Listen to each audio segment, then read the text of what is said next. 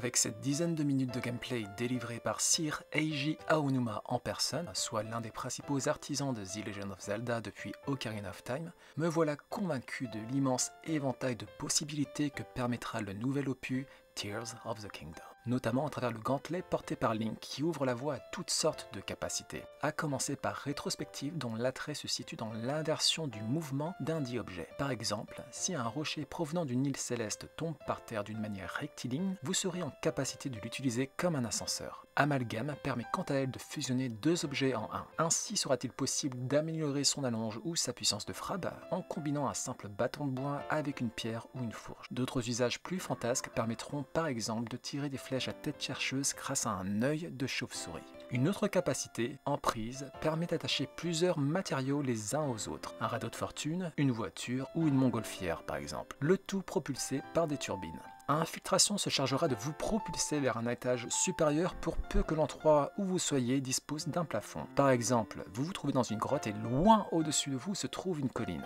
De quoi économiser en stamina. Enfin, lorsque vous vous élancerez d'une île céleste, il sera possible de se laisser bercer par les courants aériens et d'accélérer si besoin, le tout en profitant d'un sublime panorama. N'oubliez pas d'ouvrir votre parabole si la situation l'exige.